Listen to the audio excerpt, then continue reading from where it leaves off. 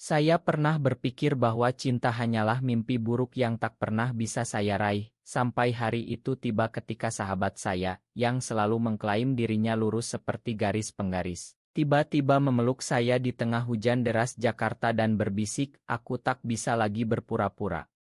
Kata-katanya itu seperti petir yang menyambar hati saya, membuat saya mempertanyakan segala yang saya tahu tentang persahabatan kami. Dan saat itulah, rahasia yang selama ini terkubur mulai terkuak, membawa kami ke pusaran emosi yang tak terelakkan. Saya, Arjuna, lahir dan besar di Jakarta yang ramai ini, selalu merasa seperti orang asing di tengah keramaian. Sejak kecil, saya tahu ada sesuatu yang berbeda dalam diri saya. Saya tidak seperti anak laki-laki lain yang tergila-gila pada gadis-gadis di sekolah. Hati saya berdegup lebih kencang saat melihat senyum teman sekelas yang bernama Rian, tapi saya simpan rapat-rapat itu semua. Jangan sampai orang tahu, gumam saya dalam hati setiap malam saat bayangan-bayangan itu menghantui mimpi saya. Takut ditolak, takut dicemooh, takut kehilangan segalanya. Indonesia ini, dengan budayanya yang kental nilai-nilai tradisional, membuat saya merasa seperti buronan di negeri sendiri. Tapi kemudian muncul dia, Bagas. Kami bertemu di kampus Universitas Indonesia saat orientasi mahasiswa baru. Dia tinggi, kulit sawo matang khas Jawa, dengan senyum yang bisa menerangi ruangan gelap. "Hai, nama gue Bagas. Lo kelihatan bingung, nih gue bantu," katanya sambil menyodorkan tangan. Dari saat itu kami tak terpisahkan. Bagas adalah tipe cowok yang semua orang suka, atletis, pintar, dan selalu punya cerita lucu. Dia bilang dia lurus, punya pacar di SMA dulu, dan sering bercanda soal cewek-cewek cantik di kampus. Tapi anehnya, dia selalu dekat sekali dengan saya. "Jun, lo mandi dulu yuk, gue nunggu," katanya suatu hari di asrama kami. Saya geleng-geleng kepala, tapi hati saya berbunga. "Kenapa sih lo suka banget deket-deket gue?" tanya saya dalam hati, tapi tak pernah saya ucapkan. Kami mulai berbagi segalanya. Dari makan malam di warung pinggir jalan sampai belajar malam-malam untuk ujian. Bagas sering datang ke kamar saya, tidur di kasur sempit, dan pagi harinya bilang, "Enak tidur bareng lo, Jun, tenang aja." Saya cuma bisa tersenyum pahit. Dalam hati, saya berperang, ini cuma persahabatan, jangan berharap lebih. Tapi setiap kali dia meminta mandi bersama, alasan seperti dihemat air atau ngobrol sambil mandi lebih asyik, hati saya semakin kacau. "Apa dia tahu perasaan gue?" gumam saya sendirian di kamar mandi setelah dia pergi. Rasa itu tumbuh, seperti akar pohon beringin yang merayap pelan tapi kuat. Suatu malam saat hujan deras mengguyur Jakarta, kami terjebak di halte bus. Bagas tiba-tiba memeluk saya dari belakang. "Dingin banget, Jun, peluk gue dong," katanya sambil tertawa. Saya membekuk. Pelukannya hangat, tapi hati saya dingin karena takut. "Apa ini artinya?" tanya saya pada diri sendiri, sementara hujan semakin deras. Malam itu kami pulang basah kuyup, dan dia lagi-lagi bilang, "Mandi bareng yuk, biar cepet hangat." Saya setuju, tapi dalam hati, saya berdoa agar perasaan ini tak menghancurkan segalanya. Konflik batin saya semakin dalam, mencintai sahabat yang katanya lurus, tapi perilakunya membuat saya ragu. Hari-hari berlalu, dan persahabatan kami semakin erat. Kami pergi ke Bali untuk liburan semester. Di pantai Kuta, bawah sinar matahari terbenam, Bagas bilang, "Jun, lo teman terbaik gue. Tanpa lo, hidup gue kosong." Kata-katanya itu seperti madu, tapi juga racun. Saya ingin bilang gue lebih dari teman buat lo, tapi kata-kata itu tertahan di tenggorokan. Malam itu, di Ila kecil, dia lagi meminta mandi bersama. "Lo kenapa sih selalu nolak? Gue kan cowok juga," katanya sambil tertawa. Saya tertawa ikut, tapi dalam hati, karena gue takut jatuh lebih dalam. Ungknit semakin kuat, seperti ombak yang menghantam karang. Di Bali, kami bertemu dengan teman-teman lama Bagas. Salah satunya seorang gadis cantik bernama Sinta. Bagas tampak akrab sekali dengannya, tertawa lepas, bahkan memeluknya di depan saya. Hati saya seperti ditusuk. Lihat, dia lurus, gumam saya sendirian di kamar hotel. Tapi malam harinya, saat Sinta pergi, Bagas datang ke kamar saya. "Jun, gue kangen lo tadi," katanya sambil duduk di samping saya. Kebingungan saya semakin menjadi. "Apa maksudnya ini semua?" tanya saya pada angin malam Bali. Rasa cemburu mulai merayap, membuat saya semakin gelisah. Kembali ke Jakarta, rutinitas kami berlanjut. Bagas semakin sering datang, semakin sering meminta hal-hal yang membuat hati saya bergejolak. Suatu hari, dia bilang, "Jun, gue lagi putus asa sama cewek-cewek. Mending bareng lo aja." Kata-katanya itu seperti harapan palsu. Saya ingin percaya, tapi takut. Dalam hati, saya berdebat, "Jangan bodoh, Arjuna. Dia cuma main-main." Tapi setiap pelukan, setiap mandi bersama yang akhirnya saya setujui, membuat ikatan itu semakin kuat. Saya mulai merasa seperti sedang bermain api, dan api itu semakin membesar. Akhirnya, saya tak tahan lagi. Di sebuah kai kecil di Tamrin, saya bertanya, "Bagas, lo sebenarnya gimana sih sama gue?" Dia terdiam, lalu tersenyum. "Lo spesial, Jun." Jawabannya ambigu, membuat hati saya semakin kacau. Malam itu, saat kami pulang, hujan lagi deras. Di tengah jalan, dia berhenti dan memeluk saya. "Gue takut kehilangan lo," bisiknya. Saat itulah, saya sadar, ini bukan lagi persahabatan biasa. Tapi apa yang akan terjadi selanjutnya? Rasa takut dan harapan bercampur, seperti kopi hitam yang pahit tapi adiktif. Pelukan itu seperti bom waktu yang meledak di hati saya. Setelah malam itu, Bagas semakin dekat, tapi juga semakin membingungkan. Pagi harinya, dia bertingkah seperti biasa, bercanda soal cewek di kampus. "Lihat tuh, cewek cantik. Lo mau gue kenalin?" katanya sambil menyenggol bahu saya. Saya tersenyum paksa, tapi dalam hati, "Kenapa lo lakuin ini kalau lo tahu gue suka sama lo?"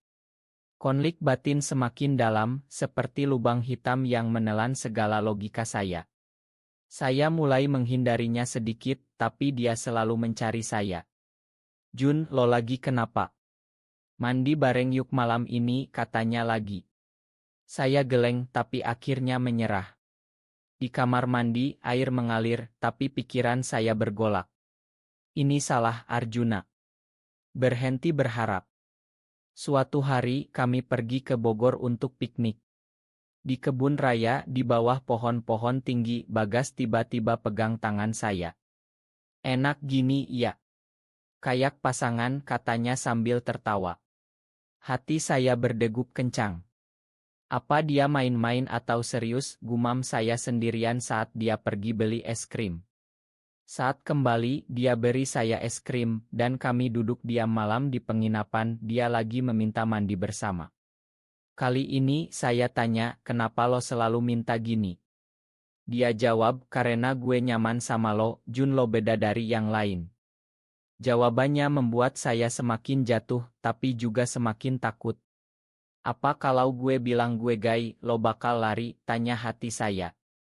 Kembali ke Jakarta, rumor mulai beredar. Teman-teman di kampus mulai bisik-bisik soal kami. "Bagas sama Arjuna deket banget, kayak gay aja," kata salah satu. Bagas marah besar saat dengar itu. Gue lurus. "Jangan ngaco," bentaknya di depan mereka. Saya mendengarnya dari kejauhan dan hati saya hancur. "Lihat, dia malu sama gue," gumam saya sendirian di kamar.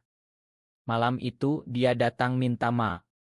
"Jun, gue nggak maksud gitu. Gue cuma nggak suka rumor." Tapi kata-katanya tak bisa menyembuhkan luka. Saya mulai menjauh, tapi dia kejar. "Jangan tinggalin gue, Juni." Konflik semakin memuncak, seperti gunung berapi yang siap meletus. Lalu datanglah hari ulang tahun saya. Bagas ajak saya ke restoran di Sudirman. Di sana dia beri hadiah, sebuah gelang dengan inisial kami. Ini buat kita, Jun, selamanya. Matanya penuh emosi, membuat saya bingung. Apa ini Chonesion? Tanya hati saya. Tapi saat pulang dia bilang gue lagi deket sama cewek baru, namanya Maya. Kata-katanya seperti pisau. Saya tersenyum tapi dalam hati kenapa lo kasih harapan kalau begini. Malam itu saya menangis sendirian. Rasa sakit semakin dalam seperti luka yang tak pernah sembuh. Persahabatan kami mulai retak. Saya hindari mandi bersama, hindari pelukan. Bagas marah. Lo berubah, Jun. Apa salah gue? Tanyanya suatu hari di kampus. Saya diam tapi hati berteriak, lo yang bikin gue gini. Kami bertengkar hebat. Dia pergi dan saya ditinggal dengan kekosongan. Mungkin lebih baik gini, gumam saya, tapi hati tak setuju. Beberapa hari kemudian dia datang lagi, mabuk.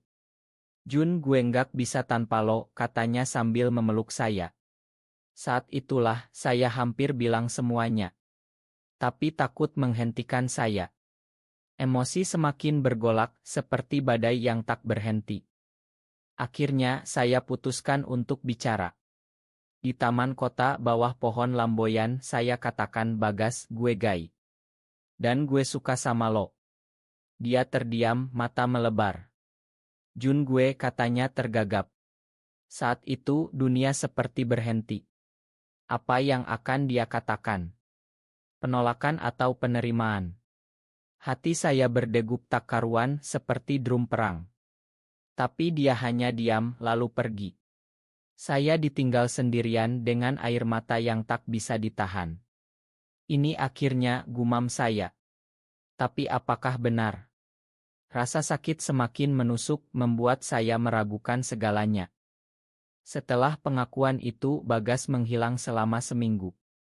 Saya seperti mayat hidup berjalan tanpa arah di jalanan Jakarta yang macet.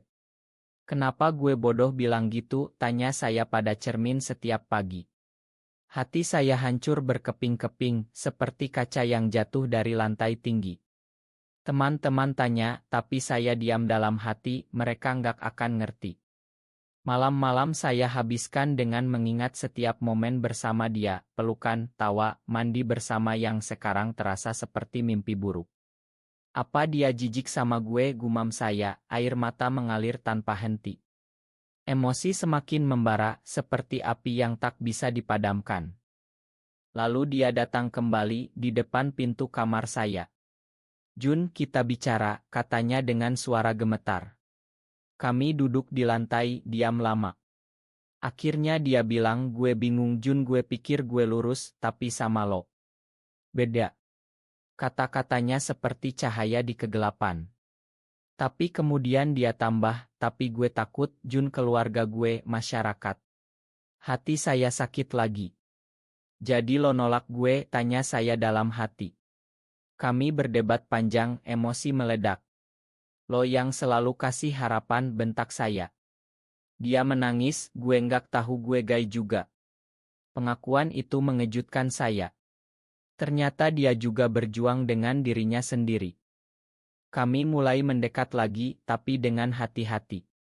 Bagas cerita soal masa kecilnya di Yogyakarta, bagaimana ayahnya selalu tekankan jadi pria sejati. Gue takut jadi seperti lo, Jun, katanya. Saya paham, karena saya juga pernah begitu. Kita sama-sama berjuang, gumam saya dalam hati. Tapi kemudian muncul Maya, cewek yang dia sebut sebelumnya. Dia mulai dekat dengannya, mungkin untuk menutupi perasaannya. Saya cemburu berat. Kenapa lo pilih dia? Tanya hati saya setiap melihat mereka bersama. Konflik semakin dalam, seperti sungai yang mengalir deras. Suatu hari, di acara kampus, Bagas cium Maya di depan semua orang. Saya lihat itu, dan dunia runtuh. Ini pengkhianatan, gumam saya, lari dari sana. Malam itu, saya konfrontasi dia.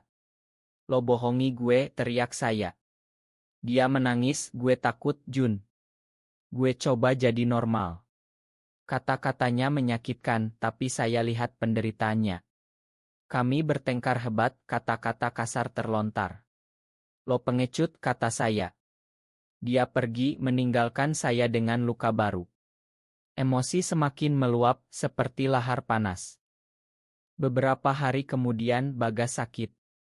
Saya dapat kabar dari teman dan langsung ke rumah sakit.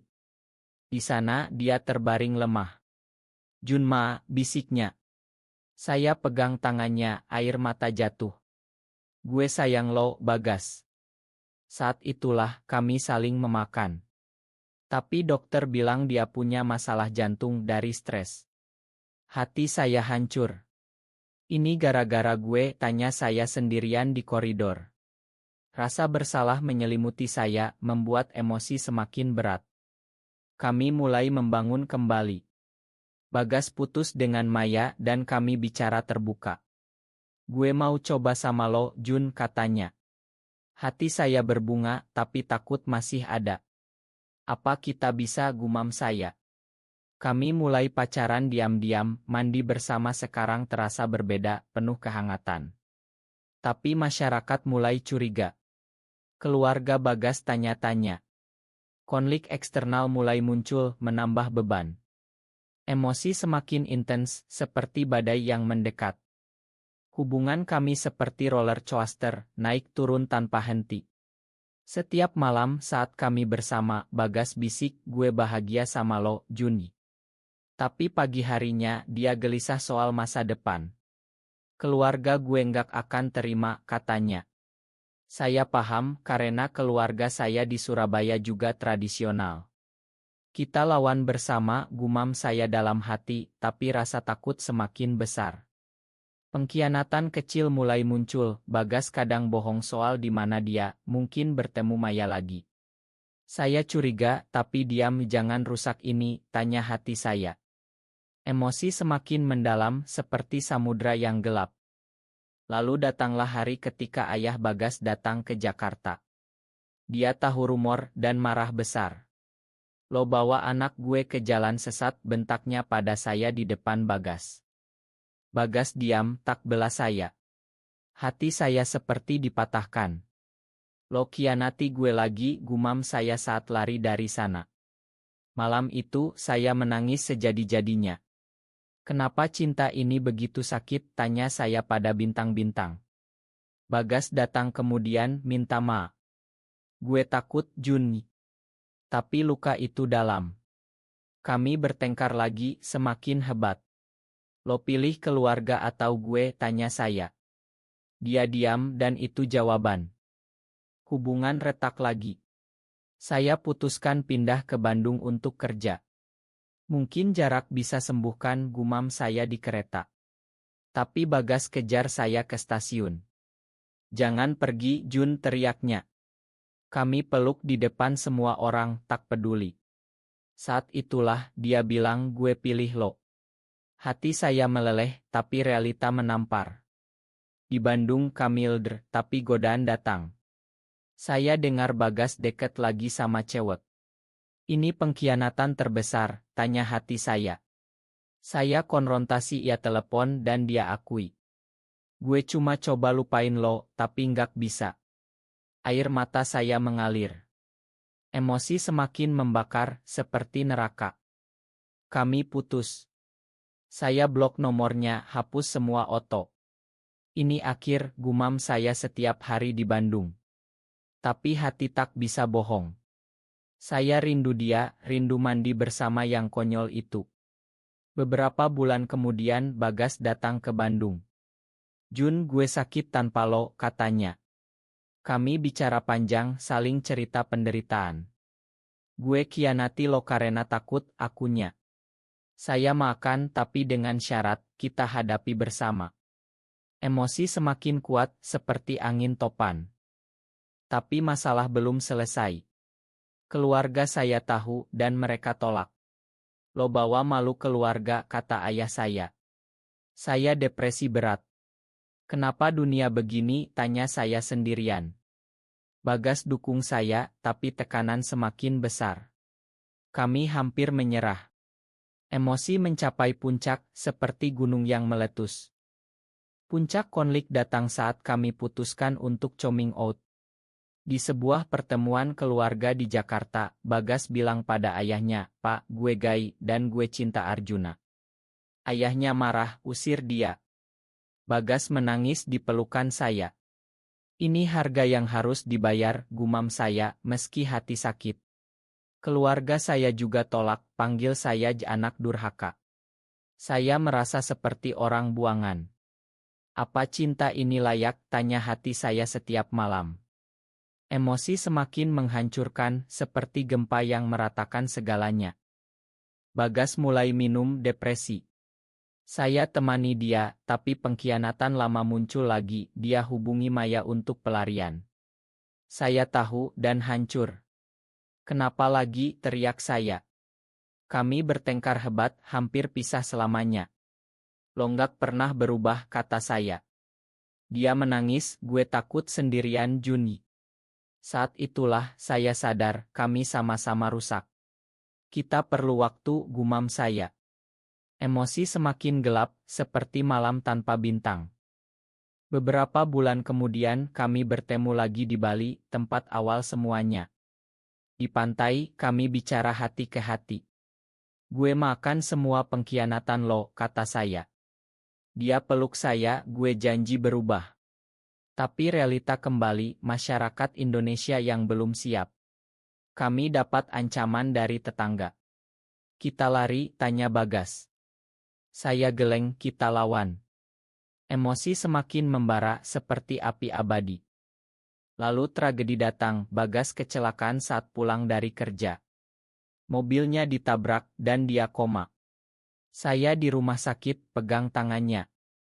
"Bangun, Bagas. Jangan tinggalin gue," bisik saya, air mata tak berhenti. Dokter bilang peluang kecil. Hati saya hancur total. "Ini hukuman atas cinta kami," tanya saya pada Tuhan. Emosi mencapai nadir, seperti jurang tanpa dasar. Hari-hari di rumah sakit, saya ingat semua, dari mandi bersama pertama sampai pengkhianatan. "Gue sayang lo selamanya," gumam saya. Keluarga kami datang, melihat penderitaan, dan mulai lembut. Ayah Bagas bilang, Nak, papa salah." Itu momen perubahan. Ajaibnya, Bagas bangun dari koma. Matanya pertama lihat saya. "Jun, gue di sini," bisiknya lemah. Saya peluk dia, air mata bahagia. "Kita menang," gumam saya. Keluarga kami mulai terima, meski pelan. Ayah saya bilang, "Yang penting lo bahagia." Itu kemenangan kecil, tapi berarti. Kami pulih bersama, belajar dari pengkhianatan dan konflik. "Cinta kita kuat," kata Bagas. Kami pindah ke Bali, mulai hidup baru. Mandi bersama sekarang simbol kepercayaan, bukan kebingungan. Tahun-tahun berlalu, kami jadi advokat untuk komunitas LGBT di Indonesia. Bagas cerita pengalaman kami di seminar, bantu orang lain. "Dulu gue lurus seperti garis, tapi cinta ubah segalanya," katanya. Saya bangga, meski perjuangan belum selesai. Emosi sekarang penuh harapan, seperti matahari terbit. Kami tak sempurna, tapi cinta kami nyata. Di akhir hari, di pantai Bali, kami pegang tangan. "Terima kasih udah bertahan," bisik Bagas. Saya tersenyum, "Selamanya." Cinta ini, meski penuh luka, ajar kami arti manusiawi, makan, bertahan, dan cintai tanpa syarat.